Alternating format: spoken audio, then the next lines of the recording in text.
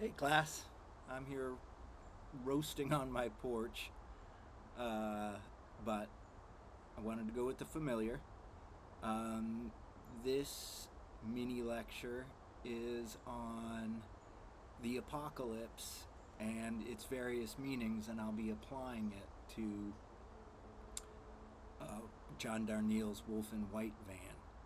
But before I do that, I want to talk about a question that's going to be on the exam, which is going to be specifically on Wolf in White Van.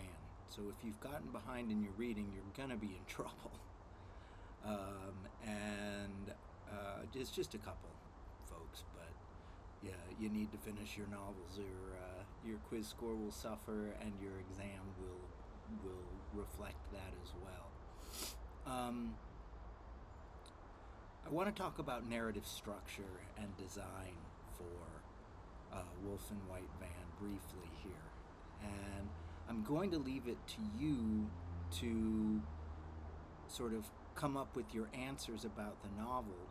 But I'll just say generally, you've got to remember your four registers of narrative time. And you also have to consider on the other side of that the the importance and the significance of narrative space and place. Where does the narrative take place? Where does Darnielle's novel? What are the primary spaces that it occupies? Um, what is the architecture of the novel? Think about the Trace Italian and its very specific apocalyptic setting, and uh,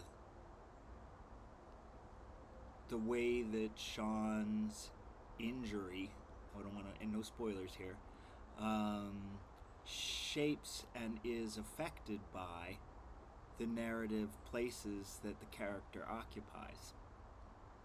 So that's going to be a question on the exam, is discuss the importance of narrative uh, um, structure and narrative design, its sense of place. And think about narrative structure as in Wolf and White Van as being probably the most complex, because it's almost anti-linear. It's very much a back and forth between past and present.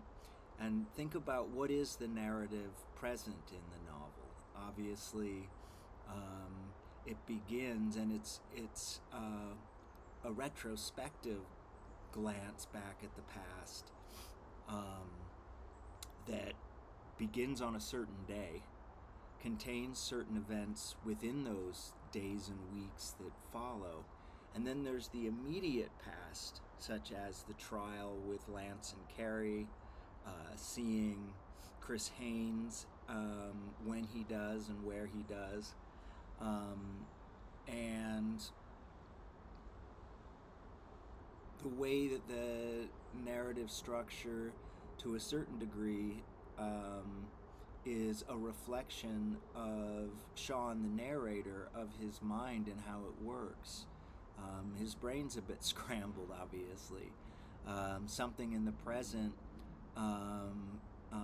turns the light bulb on something of the past, and suddenly we're back there again in his childhood, in his teenage years, when he calls in to the Christian television network where the name of the novel comes from. So all those should be kind of considered in your answer. To move to today's specific topic on what is the apocalypse, what are post-apocalyptic narratives all about, and what are their key characteristics. And first, a definition of apocalypse, which we tend to think of as the end, the bomb, the meteor from outer space, um, the second coming, and the rapture, and the end of days.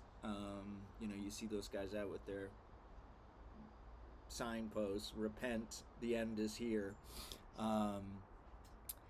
And that's one meaning of apocalypse, but it has a second meaning, its flip side, and this is just as important, and I want you to think about this in the answer to the exam question on post-apocalyptic narratives and how they incorporate an apocalyptic language and set of images.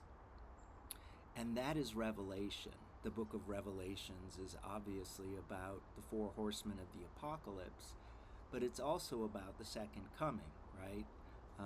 It is about Christ's return to earth, as I understand it, and the ascension of the chosen, and leaving behind a life on earth, and that is itself a revelation.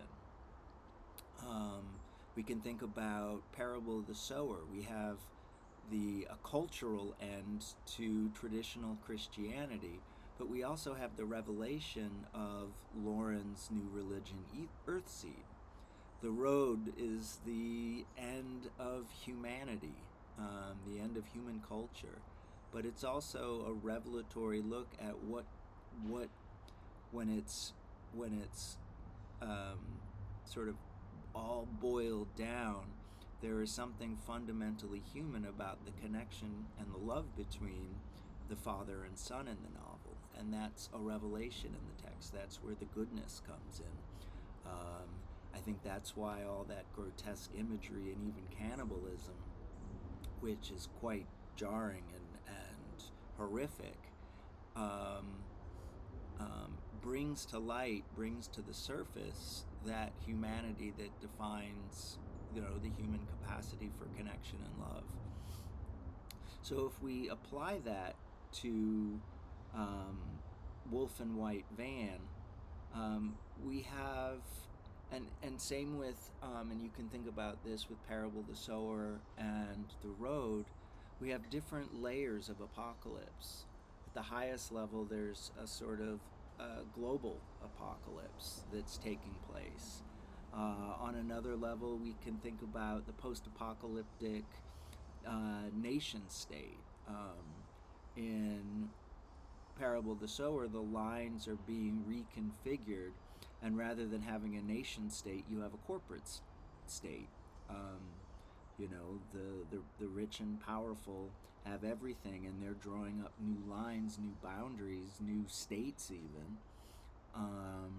for the world to come. And then we can think about a personal apocalypse, the end of one part of your identity and a new part of that identity being revealed. And I think that's especially important in Wolf and White Van. That's something that Sean annihilates when he takes the gunshot to the face. He's permanently altered. But we also see this kind of joy in the character, that in glimpsing the abyss, seeing his own end, imagining his own death, and then trying to carry it out, sorry, spoiler, oops,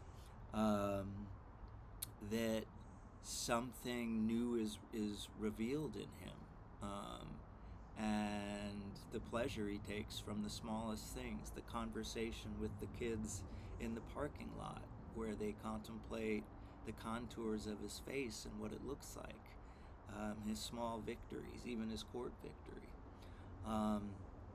So those all go into the apocalyptic narrative in the novel, and there's an apocalyptic narrative within the larger narrative, and that is of the game that Sean creates, Trace Italian, and the kind of connections he forges through that game with a number of the players in the game, and the apocalypse of Carrie and Lance, whose lives are forever altered by Sean's game. Bonus quiz question to go with this pair of video lectures. So on this one and on the major themes of the road, that's what this next one on those two videos is going to cover. I have a tortoise-shelled cat. I told you I had 5 cats dropped up on my porch by a delinquent mother, first-time mother, teen mothers. Darn them. They're going to be the end of cat society. One of them I got adopted. I meant to get all 4 adopted, but I couldn't help it, and I had to keep them. One of them is a tortoise-shelled calico. They're like dark.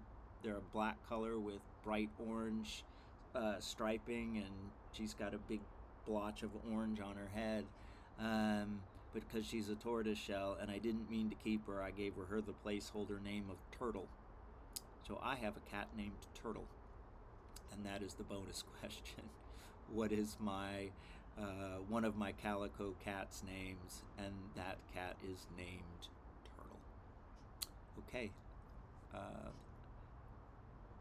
I still went to 11 minutes, but that's about average. I ramble. I get off on tangents, and I really enjoyed making these videos. This is my second to last one. The last one isn't going to be on quizzes. It's going to be about your final papers and my expectations for that. And I will be posting the directions and a template for that paper at some point tomorrow. So any of you who are like, what am I going to do with this paper? You're going to get very detailed instructions, as well as a paragraph by paragraph template, so that you've got some real serious kind of guidelines and some guidance from me, so that you don't just feel lost in this thing. Okay, sayonara everyone.